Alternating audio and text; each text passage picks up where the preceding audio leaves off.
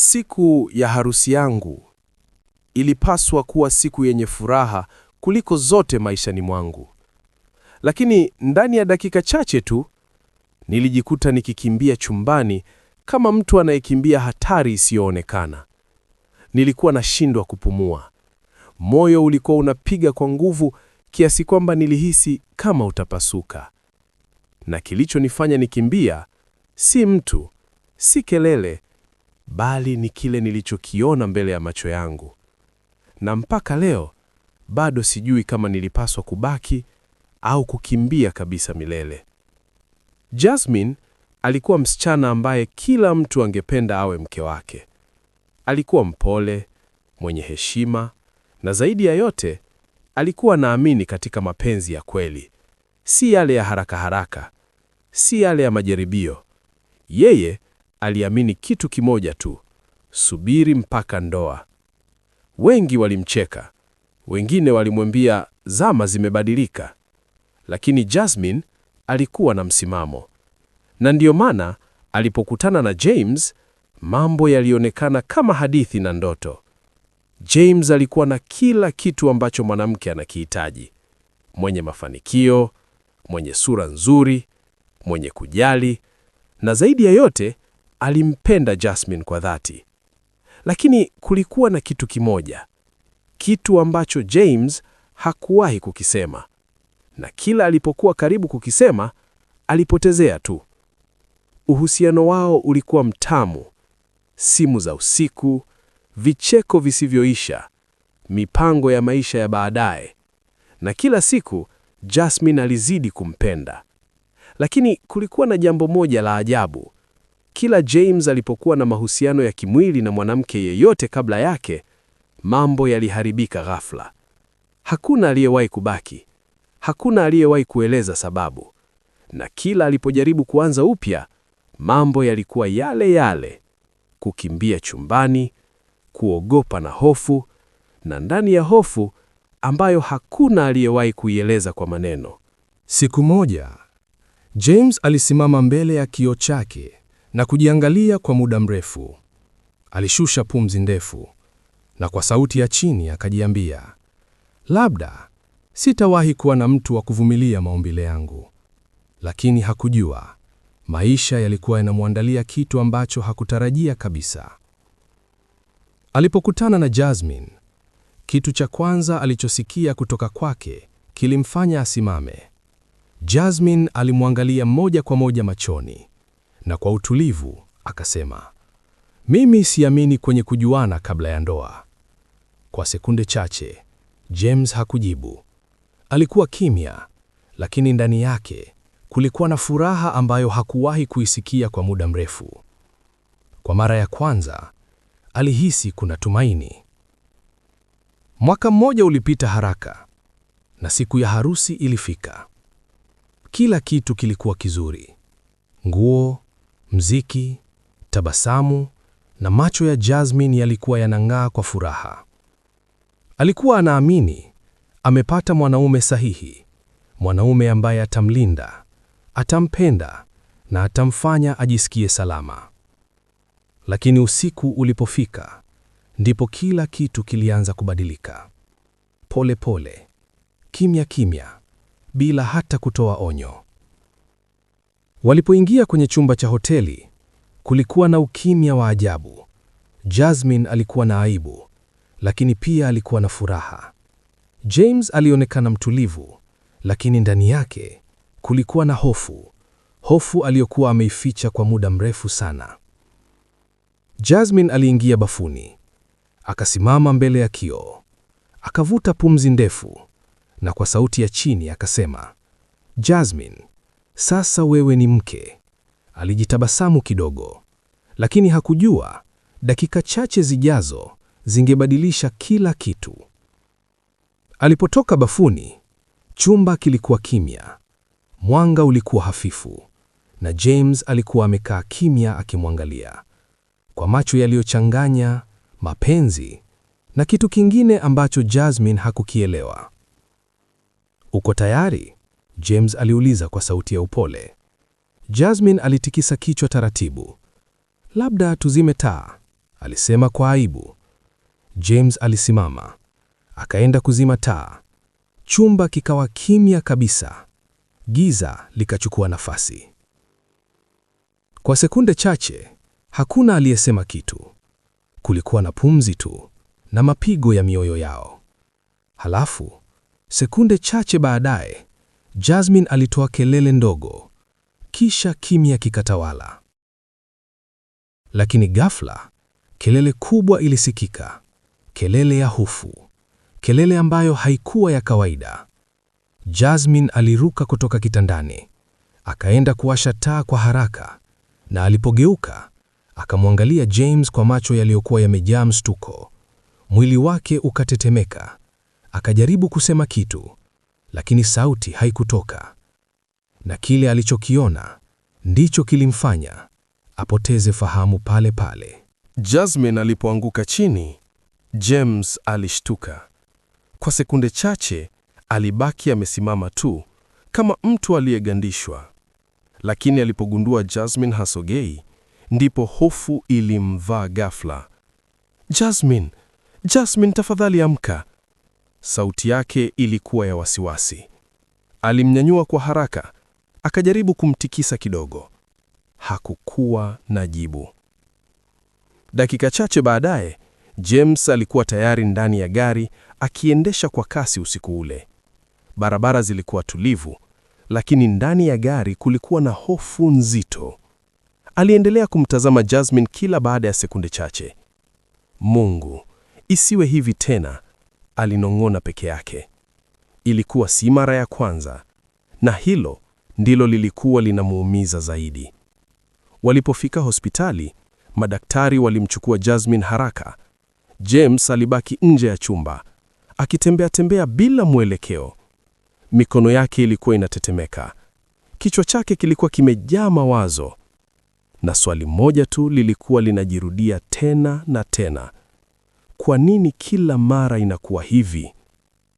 Asubuhi ilipofika, Jasmine alianza kufumbua macho pole pole. Mwanga wa chumba ulimkera kidogo. Alijaribu kukumbuka kilichotokea, na ghafla kumbukumbu zote zikarudi. Mwili wake ukasisimka. Alikaa kitandani kwa haraka. Hofu ikarudi tena, kama vile tukio limetokea upya. Daktari aliyekuwa karibu alimsogelea kwa upole. Umeamka? Vizuri sana. Ngoja nimuite mume wako aje akuone. Lakini kabla hata hajamaliza kusema, Jasmine alishika mkono wake kwa nguvu. Hapana, tafadhali, usimruhusu aingie. Sauti yake ilikuwa ya kuomba msaada. Ilikuwa na hofu iliyozidi hata maumivu. Daktari alishangaa. Ana maana gani? Huyo ni mume wako? Jasmine alitikisa kichwa kwa haraka. Tafadhali, ukimruhusu aingie, sitakuwa salama. Kulikuwa na ukimya mfupi. Daktari hakuelewa kabisa kilichokuwa kinaendelea, lakini aliona hofu kwenye macho yake na akaamua kuheshimu hilo. Nje ya chumba, James alikuwa bado anasubiri. Macho yake yalikuwa mekundu. Hakuwa lala, hakuwa tulivu. Kila sekunde ilionekana kama saa. Mlango ulipofunguliwa, alinyanyuka haraka. Daktari, naweza kumwona sasa? Daktari alisimama kwa sekunde chache, kama mtu anayechagua maneno. Kwanza, yuko salama.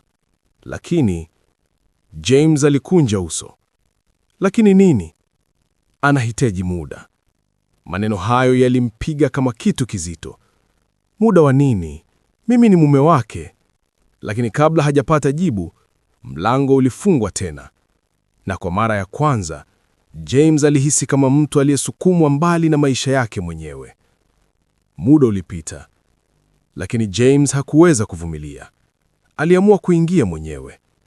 Alipofungua mlango wa chumba, kitanda kilikuwa tupu. Mito ilikuwa imeachwa vibaya, na dirisha lilikuwa wazi kidogo. Moyo wake uliruka. Jasmine? Hakukuwa na jibu. Dakika chache baadaye, hospitali nzima ilikuwa imechanganyikiwa. Wauguzi walikuwa wanatafuta. Walikuwa wanaita jina lake. Lakini Jasmine alikuwa ametoweka. Wakati huo huo, Jasmine alikuwa anakimbia. Hakuwa anajua anaenda wapi. Alikuwa anataka tu kuwa mbali. Mbali na kile alichokiona. Mbali na James. Mbali na hofu ile. Alisimama mbele ya nyumba ya rafiki yake Jane.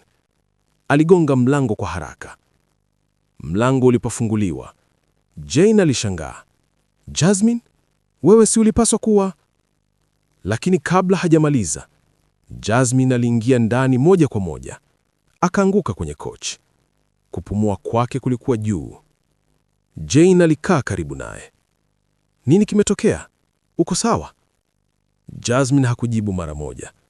Alikuwa bado anajaribu kujikusanya. Dakika chache baadaye, Jane alimwangalia kwa makini. Amekufanyia kitu kibaya? Jasmine alitikisa kichwa kupinyaya. Hapana. Alikusababishia maumivu? Hapana. Basi nini kimetokea? Jasmine alifunga macho. Akavuta pumzi ndefu. Kisha akafungua midomo yake pole pole. Lakini maneno yakakwama. Jane alimsogelea zaidi. Jasmine, unanitisha? Sema kilichotokea. Kwa sauti iliyokuwa inatetemeka, Jasmine alinong'ona. Ni James. Jane alikunja uso. Ndiyo, ni James nini? Jasmine alinyamaza kwa sekunde chache. Kisha akasema kwa sauti iliyokuwa inatetemeka. Kile nilichokiona si cha kawaida. Jane alikaa kimya. Alikuwa nasubiri. Jasmine aliendelea. Nilidhani najua ninachoingia, lakini alitikisa kichwa. Jane, siwezi. Jane alishusha pumzi. Jasmine, lazima uniambie. Na hapo, Jasmine alimwangalia moja kwa moja machoni, akiwa na hofu halisi, na kusema, naogopa kurudi kwake. Ndani ya sebule ya Jane kulikuwa na ukimya mzito. Jane alikuwa bado anamtazama Jasmine kwa macho ya kutaka kuelewa. Lakini Jasmine alikuwa bado anasita. Jasmine, tafadhali, usiniache gizani hivi, Jane alisema kwa sauti ya upole. Niambie ukweli. Jasmine alishusha pumzi ndefu. Alijaribu kutulia, lakini kila alipokumbuka, mwili wake ulisisimka. Jane, nilifikiri niko tayari, alianza polepole. Nilifikiri najua ndoa ni nini. Jane alitikisa kichwa. Aha, endelea. Jasmine aliendelea kumwangalia chini. Kisha akasema kwa sauti ya chini, lakini nilichokiona jana usiku. Alinyamaza. Jane alijisogeza karibu zaidi. Nini? Jasmine alifunga macho kwa sekunde chache, kama mtu anayekusanya ujasiri. Kisha akafungua macho yake, akiwa na hofu ile ile iliyokuwa hospitalini. Ni kubwa sana. Kwa sekunde moja, Jane hakuelewa. Alikunja uso kidogo. Unamaanisha nini? Jasmine alitikisa kichwa haraka. Hapana, si vile unavyofikiria. Kisha akanyamaza tena. Jane alikaa kimya kwa sekunde chache, halafu ghafla akaanza kucheka. Subiri kidogo, alisema huku akijizuia kucheka. Jasmine, unajaribu kuniambia nini sasa? Jasmine alimwangalia kwa hasira kidogo. Hii si ya kuchekesha. Lakini Jane hakuweza kujizuia. Jasmine, wanawake wengi wanalia kwa sababu ya kinyume chake, alisema huku akicheka. Wewe unalia kwa sababu ya ukubwa wake. Jane, Jasmine alifoka kwa sauti kali kidogo. Uso wake ulikuwa serious kabisa. Jane alipunguza kicheko chake taratibu. Alipoona Jasmine hana mzaha, ndipo naye akatulia. Sawa, niambie vizuri, alisema sasa kwa sauti ya kawaida. Jasmine alimeza mate, kisha akasema kwa uwazi zaidi. Si kawaida, si kitu cha kawaida. Alitikisa kichwa. Nilipoona, nilihisi kama siwezi hata kusimama. Jane alikaa kimya. Kwa mara ya kwanza, alianza kuchukua jambo hilo kwa uzito. Na ndio maana wanawake wote walikuwa wanakimbia? Aliuliza polepole. Jasmine alinyanyua macho yake kwa mshangao. Unamaanisha nini? Jane alikunja uso kidogo. Unadhani wewe ndiye wa kwanza? Ukawa ukimya mfupi. Maneno hayo yalimkata pause Jasmine. Unataka kuniambia unajua kinachoendelea? Jasmine aliuliza kwa sauti iliyochanganya hasira na maumivu. Jane hakujibu mara moja, lakini kimya chake kilisema kila kitu. Unajua, Jasmine alinong'ona, na hukuniambia shoga yangu. Macho yake yakaanza kujawa na maji. Umenificha. Jane alijaribu kumtuliza. Nilihofia kukupoteza. Ndani ya ile simu, ukimya ulikuwa mzito. Jane alikuwa ameshika simu, lakini macho yake yalikuwa kwa Jasmine. Upande wa pili, James alikuwa anasubiri. Hakusema tena. Alikuwa anangoja tu. Dakika chache zilionekana kama miaka. Hatimaye, Jane alifungua midomo yake polepole. Yuko hapa. Jasmine alifumba macho yake kwa maumivu.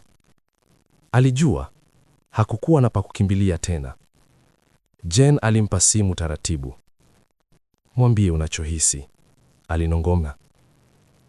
Jasmine alishika simu kwa mikono inayotetemeka.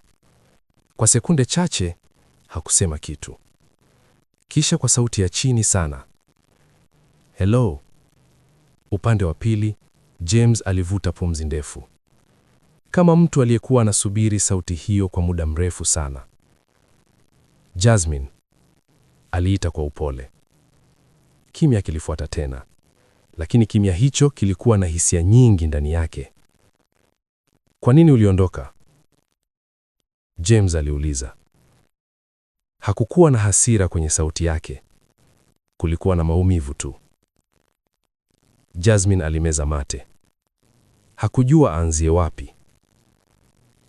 Nilikuwa naogopa, alisema hatimaye. Maneno hayo yalimchoma James moyoni, lakini hakukatiza.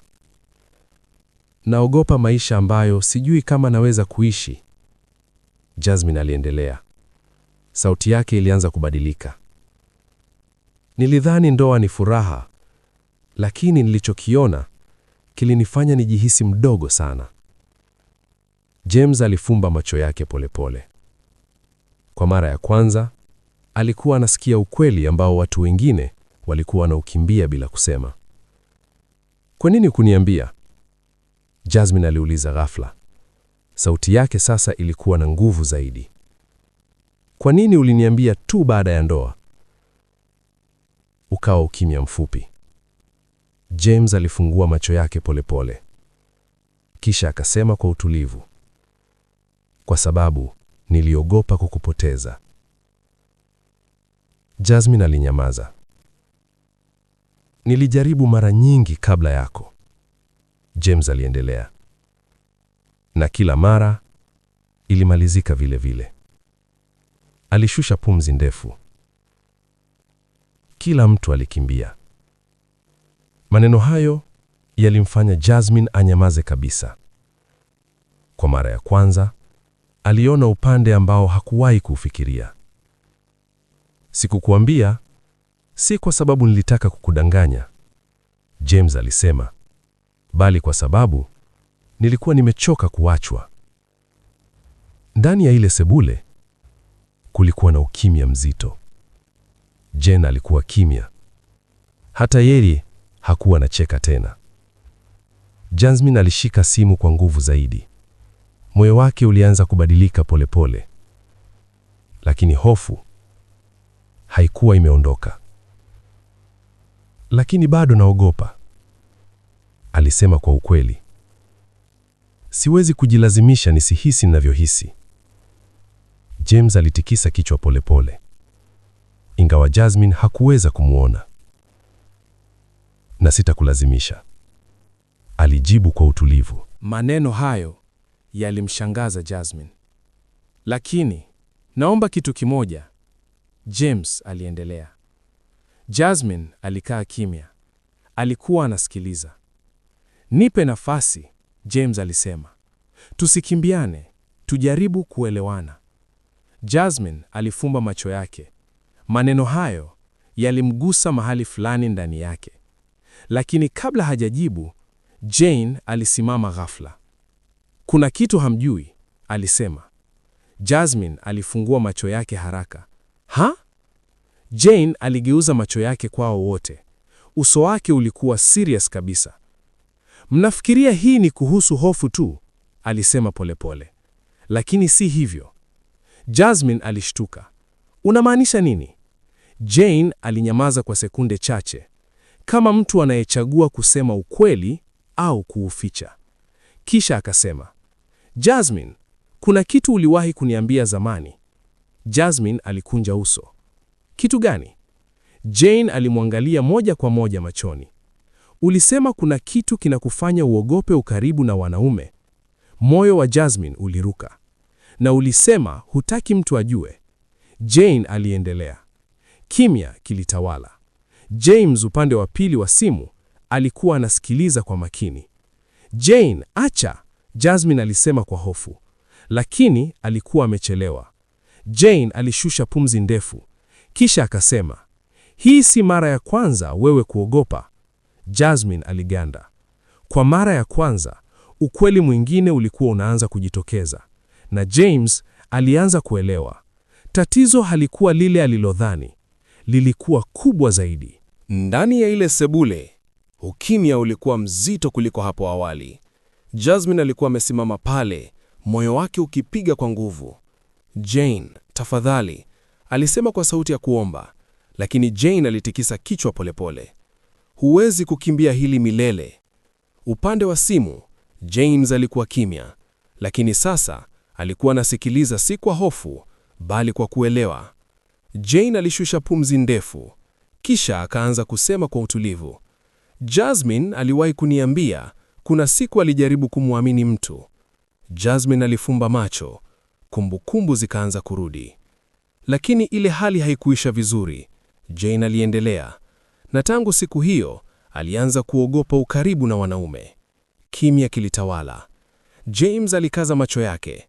Sasa alianza kuona picha nzima. Jasmine alikaa chini taratibu. Sauti yake ilikuwa ndogo. Nilidhani nimesahau. Lakini hakukuwa na kusahau.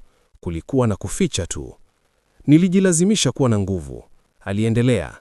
Nikaamini nikisubiri mpaka ndoa, kila kitu kitakuwa sawa. Alitikisa kichwa polepole. Lakini usiku ule, kila kitu kilirudi. James alishusha pumzi ndefu upande wa pili wa simu. Kwa mara ya kwanza, hakujihisi kama tatizo. Alijihisi kama sehemu ya suluhisho. Jasmine, aliita kwa upole. Jasmine alinyanyua simu polepole. Sikujua, James alisema, lakini sasa naelewa. Kulikuwa na ukimya mfupi, lakini safari hii haukuwa ukimya wa hofu. Na sitakuacha, James aliendelea, si kwa sababu ya hili, na si kwa sababu ya kitu chochote. Maneno yake yalikuwa ya utulivu, lakini yalikuwa na uzito mkubwa. Nitakaa, alisema, mpaka uone mwenyewe kwamba uko salama. Macho ya Jasmine yakaanza kujawa na maji, lakini safari hii hayakuwa ya hofu. Ilikuwa ni hisia nyingine ambayo hakuitarajia. Jane alitabasamu kidogo pembeni. Kwa mara ya kwanza hakuongeza utani. Alijua hii ilikuwa moment ya kweli. Jasmine alifuta macho yake, akavuta pumzi ndefu. Lakini itachukua muda, alisema polepole. James alijibu bila kusita, ninao muda. Maneno hayo yalimfanya Jasmine atabasamu kidogo.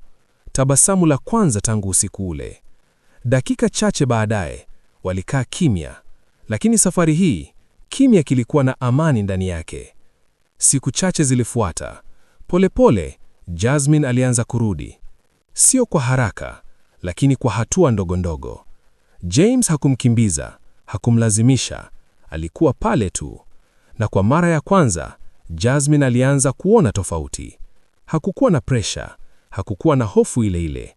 Kulikuwa na mtu aliyekuwa anamsubiri bila kumlazimisha. Miezi ilipita, na kile kilichoanza kwa hofu kilianza kubadilika polepole. Siku moja, Jasmine alisimama mbele ya James, akamwangalia machoni. Sasa, niko tayari kujaribu tena, alisema kwa utulivu. James alitabasamu kidogo, lakini hakusogea. Una uhakika? Aliuliza. Jasmine alitikisa kichwa, Safari hii hakukuwa na hofu ile ile. Kulikuwa na ujasiri mdogo, lakini wa kweli. Na safari hii hakukimbia. Muda ulipita, na polepole ndoa yao ikawa yenye nguvu zaidi kuliko walivyofikiria. Lakini siku moja, Jane alipiga simu, akiwa anacheka sana. Jasmine, kuna kitu nimegundua. Jasmine alikunja uso kidogo. Ni nini tena? Jane alicheka tena. Unamjua mama yake wa James? Jasmine alinyamaza kidogo. Ndiyo? Jane alijibu kwa sauti ya utani. Inaonekana naye alipitia kitu kama hiki. Ukawa ukimya mfupi. Jasmine alifungua macho yake kwa mshangao. Unamaanisha? Jane alicheka zaidi. Namaanisha ukipata mtoto wa kiume.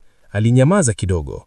Kisha akasema, jiandae naye atakuwa na dushelele kama baba yake. Jasmine alikaa kimya kwa sekunde chache. Kisha akaangua kicheko kidogo.